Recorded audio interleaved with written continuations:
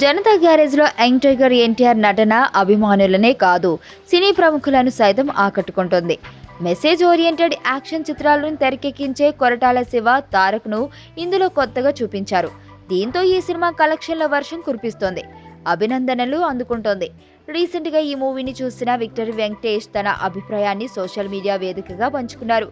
కుటుంబ సభ్యుల మధ్య ఉండే అనుబంధాలను జనతా గ్యారేజ్లో చక్కగా చూపించారు. ఇందులో ఎన్టీఆర్, మోహన్ లాల్ బాగా నటించారు.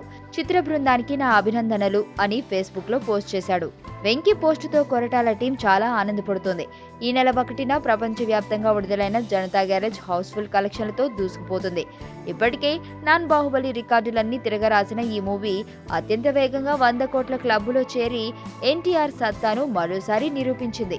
లైఫ్లో చాలా మందిని కలుస్తుంటాం. ఎప్పుడో ఎక్కడో ఎవరో ఒకరు కనెక్ట్ అవుతారు. కానీ నా దరిద్రానికి ఇద్దరు కనెక్ట్ అయ్యారు.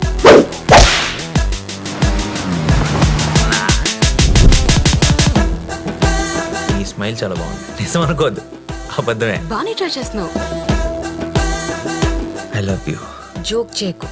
ఏంటి, నన్ను ఫాలో అవుతున్నావా? నువ్వే స్కూటీ పాడైపోయిందని అబద్ధం చెప్పి నన్ను ఫాలో అవుతున్నావేమో అని నా